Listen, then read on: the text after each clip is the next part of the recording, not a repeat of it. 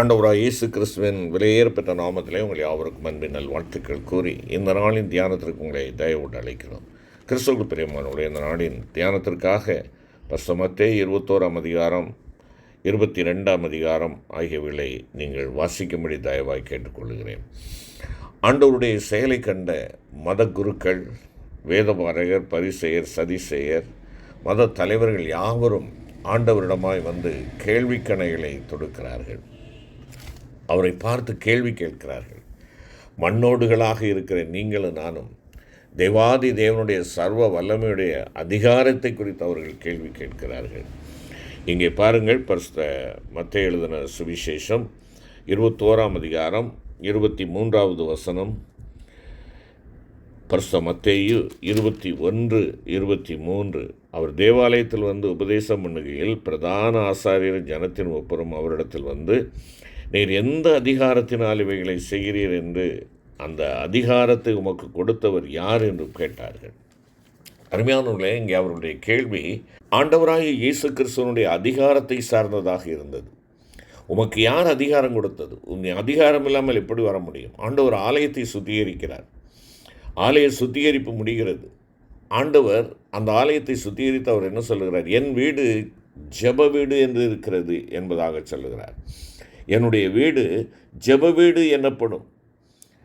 ஆனால் நீங்கள் அதை கள்ளர் குகையாக்கினீர்கள்.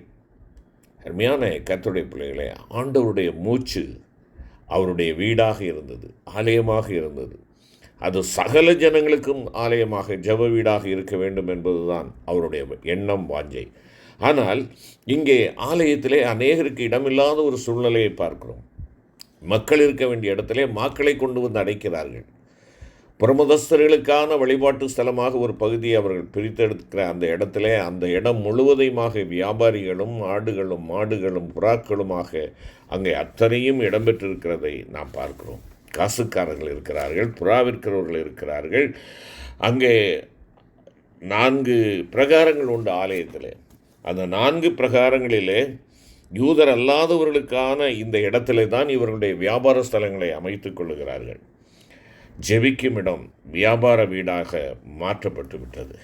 அருமையான கர்த்தருடைய பிள்ளைகளே, வேதனையான ஒரு காரியம். இதை காண சகிக்காத ஆண்டவர் அவர்களை துரத்தி அடித்தார் என்று சொல்லி பார்க்கிறோம். ஆம், இதைத்தான் அவர்கள் கேட்கிறார்கள். யார் உமக்கு இந்த அதிகாரத்தை கொடுத்தது? அதற்கு அடிப்படை காரணம் என்ன? அவர்களுடைய வியாபாரமெல்லாம் பாழாகிவிட்டது. அவர்களுக்கு வருமானம் இல்லாத ஒரு சூழ்நிலை காணப்படுகிறது. ஆகையினாலே அவர்களால் தாங்கிக் கொள்ள முடியவில்லை. உமக்கு யார் இந்த அதிகாரத்தை கொடுத்தார்கள் என்று கேட்கிறார்கள். அருமையான கர்த்தருடைய பிள்ளைகளே, அவரை குறித்து கேள்வி கேட்பதற்கு நீயும் நானும் யார்? அவர் அதிகாரமுடையவர். பரிசுத்த மத்தேயு 7:28 அவருடைய செய்தி அதிகாரமுடையதாக இருந்தது. பரிசுத்த மார்க் 4:41 இயற்கை மேலே அவருக்கு அதிகாரம் இருந்ததை காட்டுகிறது. மார்க் 1 அதிகாரம் 27 வசனத்தில் பிசாசுகளின் பேரிலே ஆண்டவர் அதிகாரத்தோடு அவர்களை துரத்தினார் என்று சொல்லி பார்க்கிறோம். மத்தேயு 28:18 ஆண்டவர் சொல்லுகிறார், நீங்கள் புறப்பட்டு போய் சீஷராக்குங்கள், உலகத்தின் முடிவு புரிந்தும் சகல நாட்களையும் நான் உங்களோடு இருக்கிறேன், உங்களுக்கு அதிகாரத்தை கொடுக்கிறேன், நீங்கள் போங்கள் என்பதாக சொல்லுகிறார். என்னை கேட்டுக்கொண்டிருக்கிற அருமையான கர்த்தருடைய பிள்ளைகளே, ஆண்டவருடைய அதிகாரத்தை குறித்து நீங்களும் நானும் கேள்வி கேட்கிறவர்களாக இருக்கிறோமோ? ஏன் எங்களுக்கு இது, ஏன் எங்களுக்கு இது, ஏன் ஏன் ஏன் என்று சொல்லி நாம் ஒருவேளை ஆண்டவருடைய வழிநடத்தலை குறித்து நாம் கேள்வி கேட்கிறார்களாக அல்லாமல் தேவனுடைய சமூகத்தில் மனஸ்தாபத்தோடு மனம் திரும்புதலோடு வர நாம் அழைக்கப்படுகிறோம்.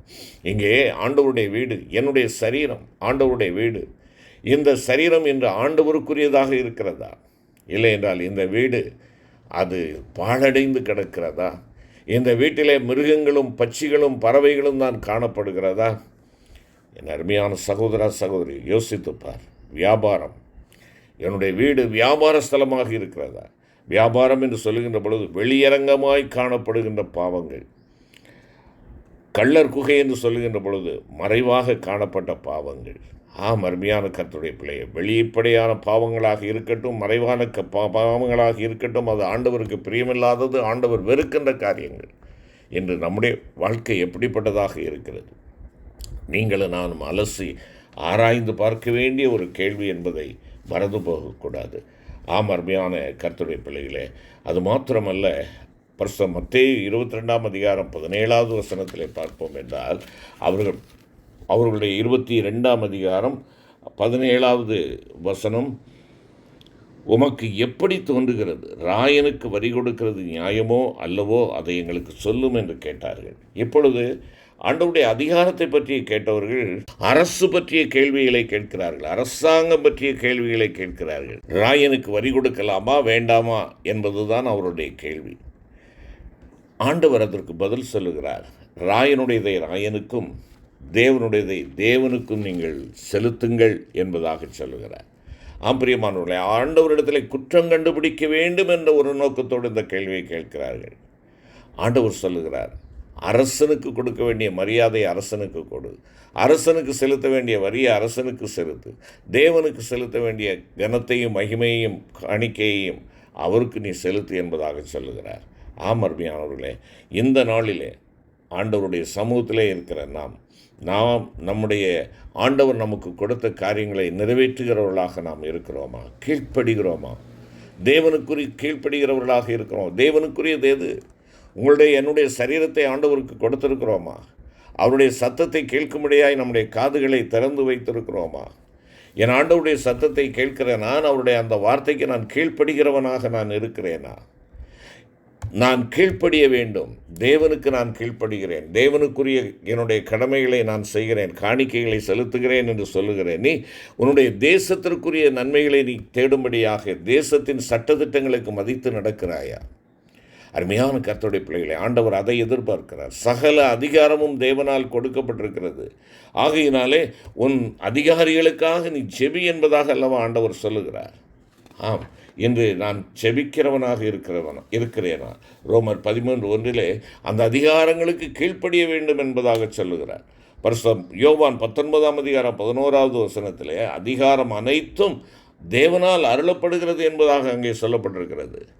ஆகவே கண்டிப்பாக நாம் வரி செலுத்த வேண்டும் என்பதைத்தான் மத்தேயு 17ஆம் அதிகாரம் 24 முதல் 27 வசனங்கள் நமக்கு சொல்லுகிறது. நீங்களும் நானும் இன்று அரசுக்கு செலுத்த வேண்டிய கடமைகளை, சட்டத்திட்டங்கள் என்ன சொல்லுகிறதோ, வரி மற்றும் கிறிஸ்தி எந்த தீர்வைகளாக இருந்தாலும், எந்த அரசாங்கம் கட்டளையிடுகிற எந்த வரிகளாக இருந்தாலும் நாம் அவைகளுக்கு செலுத்தும்படியாக முன்வருகிறோமா? கீழ்ப்படுகிறோமா? தேசத்தினுடைய சட்டத்திட்டங்களுக்கு கீழ்ப்படுகிறவர்களாக நாம் காணப்பட வேண்டுமே. அருமையான தேவ பிள்ளையே, ஆண்டவருக்குரிய மரியாதை நாம் கொடுக்கிறோமா? அவரை அப்பா என்கிறோம், எஜமான் என்கிறோம், மேய்ப்பர் என்கிறோம், ராஜா என்கிறோம். ஆனால் அதன்படி நான் ஒரு ராஜாவாக அவரை ஏற்றுக்கொண்டேன் என்றால் அவருடைய பிரஜையாக நான் அவருக்குரிய மரியாதையை செலுத்துகிறேன், அவருக்கு கீழ்ப்படுகிறேன், அவருடைய சட்டத்திட்டங்களை நான் மதிக்கிறேனா? என் கனம் எங்கே என்று ஆண்டவர் கேட்கிறார். மல்கியா 1ஆம் அதிகாரம் 6வது வசனத்தில் எனக்கு பயப்படும் பயம் எங்கே என்று கேட்கிறார். நீ காணிக்கையில் அசட்டையாக இருக்கிறாய் என்று சொல்லி 1ஆம் அதிகாரம் 6ஆம் வசனம் சொல்லுகிறது. நீ என்னுடைய திருப்பந்தியிலே நீ அசட்டையை காண்பிக்கிறாய் என்று சொல்லி 1ஆம் அதிகாரம் 12வது வசனம் சொல்லுகிறது. உடன்படிக்கையை நீ மீறுகிறாய் என்று சொல்லி மல்கியா 2ஆம் அதிகாரம் 8வது வசனம் மற்றும் 10வது வசனம் சொல்லுகிறது. அருமையான கர்த்தருடைய பிள்ளையே, ஆண்டவர் வசனம் தந்தார். அந்த வசனத்தை நீ உனக்கு சொந்தமாக்கி இருக்கிறாயா?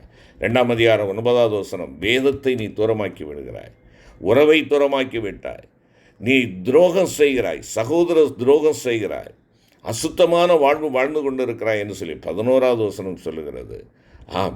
ஆண்டவர் உன்னிலே என்னிலே எதிர்பார்க்கிற காரியம், நான் எஜமானனானால், நான் உன்னுடைய தகப்பனானால் எனக்கு பயப்படும் பயம் எங்கே? எனக்குரிய கனம் எங்கே என்று சொல்லி ஆண்டவர் கேட்கிறார். ஏசாயா 1ஆம் அதிகாரம் 3வது வசனத்திலே கழுதை மாடுக்கு இருக்கக்கூடிய அறிவு கூட உனக்கு இல்லையே என்பதாக ஆண்டவர் கேட்கிறார். அந்த மிருகங்கள் என்று சொல்லுகிறோம், சிலரை கழுதை என்று சொல்லுகிறோம், சிலரை மாடு என்று சொல்லி திட்டுகிறோம்.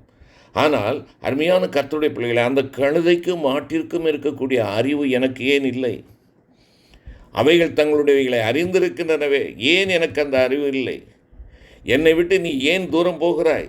என்னிடத்தில் என்ன அநியாயத்தை கண்டாய் என்று சொல்லி எரேமியா 2ஆம் அதிகாரம் 6வது வசனத்தில் கேட்கிறார் ஆண்டவர். அருமையான கர்த்தருடைய பிள்ளையே, அரசு பற்றிய கேள்வியை கேட்கிறார்கள். இது அவர்கள் கற்றுக்கொள்ள வேண்டும் என்பதற்காக அல்ல, குற்றம் காண வேண்டும் என்பதற்காக. நீங்களும் நானும் கற்றுக்கொண்டவர்களாக, ஆண்டவர் கட்டளையிடுகிற காரியங்களை செய்து நிறைவேற்றுகிறவர்களாக, கிறிஸ்தவ பண்புள்ளவர்களாக நான் நடந்து கொள்ள வேண்டும். அடுத்தபடியாக கேள்வி கேட்கிறார்கள், என்ன கேட்கிறார்கள்? அறநெறி சார்ந்த ஒரு கேள்வி, சமயம் சார்ந்த ஒரு கேள்வி. பரிசுத்த மார்க்கு 12ஆம் அதிகாரம் 23வது வசனத்திலே நாம் பார்க்கிறோம். பரிசுத்த மத்தேயு 22:28 நாம் இதை பார்க்கிறோம். ஆகையால் உயிர்த்தெழுதலில் 7 பேரில் எவனுக்கு அவள் மனைவியாயிருப்பாள்? அவர்கள் எல்லாரும் அவளை விவாகம் பண்ணியிருந்தார்களே என்பதாக கேட்கிறார்கள். இது நாம் அறிந்த ஒரு சத்தியம்தான். இந்த கேள்விகளை கேட்கிறவர்கள் யார்? சதுசேயர். யார் இந்த சதுசேயர்? அருமையான கர்த்தருடைய பிள்ளைகளை, வேடிக்கையாக இருக்கும். இந்த சதுசேயர் செல்வாக்கு மிக்கவர்கள், அரசியல்வாதிகள், உயிர்த்தெழுதலை நம்பாதவர்கள். இங்கே தான் பார்க்கிறோம், சாத்தான் வேதம் ஓதுகிறது போல இருக்கிறது. உனக்கே நம்பிக்கை கிடையாது உயிர்த்தெழுதலை குறித்து, நீ ஏன் உயிர்த்தெழுதலை குறித்ததான ஒரு கேள்வியை கேட்க வேண்டும்? இது தேவனை ஒரு சிக்கலுக்குள்ளாக, ஒரு இக்கட்டான நிலைக்குள்ளாக அந்த கேள்வியை கேட்டு அவரை குற்றப்படுத்த வேண்டும் என்பதற்காக அவர்கள் கேட்கிறார்கள். அவர்கள் ஒன்றை மறந்து விட்டார்கள். இந்த உலகத்தினுடைய வாழ்வோடு தொடர்ந்த ஒரு வாழ்வுதான் இந்த எதிர்கால வாழ்வு என்பதை அவர்கள் எண்ணிக்கொண்டிருக்கிறார். இந்த பூமியிலே நாம் வாழுகின்ற வாழ்க்கையினுடைய ஒரு எக்ஸ்டென்ஷன், ஒரு அனெக்ஷன் என்பதாக அவர்கள் எண்ணுகிறார்கள், ஒரு காலனி. ஆகையினாலே இங்கிருந்து நாம் மரணமடைந்து அங்கே இதே வாழ்வு வாழ்கிறோம் என்று சொல்லுகின்ற ஒரு மூடத்தனமான ஒரு எண்ணம். அருமையான கர்த்தருடைய பிள்ளைகளை, மரணமானது ஒரு வாசல், மறுமைக்கு செல்லக்கூடிய ஒரு வாசல். அந்த மறுமை என்று சொல்லுகின்ற பொழுது நித்தியத்திற்கு செல்லக்கூடிய ஒரு பாதை என்று சொல்லலாம். 2 நித்தியங்கள் ஒன்று பரலோகம், இன்னொன்று நரகம். இந்த 2இல் ஒன்றை தெரிந்து கொள்ள வேண்டும். ஆகையினாலே நிச்சயமாக இந்த பூவுலக வாழ்க்கையிலே நாம் ஆண்டவருக்கு சொந்தமாக நம்மை அர்ப்பணித்திருப்போம் என்றால் பரலோக வாழ்வு நமக்கு நிச்சயம் உண்டு. அந்த பரலோக வாழ்வு தேவனோடு மகிழ்ந்து வாழக்கூடிய ஒரு வாழ்வு. அருமையான கர்த்தருடைய பிள்ளைகளே, இந்த வாழ்வை இழந்து விடாதபடி இருக்கத்தக்கதாக இந்த பூவுலகத்திலே தேவனை பிரியப்படுத்தி வாழ்ந்து பரலோகத்திலே அவரோடு கூட அவரை தரிசித்து அவரை ஆராதிக்கும்படியான அந்த சிலாக்கியத்தை இழந்து விடாதபடி இருக்க இந்த நாளில் தானே நம்மை நாம் ஒப்பு கொடுப்போம். ஆண்டவரே, உம் சித்தம் செய்க. கேள்வி கேட்கிறவனாக அல்ல, கீழ்ப்படுகிறவனாகவும். ஆண்டவரே, நாங்கள் அலசி ஆராய்ந்து தேவையில்லாத காரியங்களை குதர்க்கமாய் சிந்திக்கிறவர்களாக அல்ல, தேவனுடைய வார்த்தையை உள்ளபடியே ஆமென்றும் ஆமென் என்றும் நாங்கள் எங்களுக்கு சொந்தமாக்கி கொண்டு உம்மை கனப்படுத்த, நீர் கொடுத்திருக்கிற எங்களுடைய தேசத்தை நேசிக்க, எங்கள் அன்பின் ஆண்டவரை எங்களுக்கு கொடுத்திருக்கிற உத்தரவாதங்களை நிறைவேற்ற எனக்கும் எங்களுக்கும் கிருபை தாரும். மீட்பர் இயேசுவின் மூலம் வேண்டிக் கொள்கிறோம் பிதாவே, ஆமென்.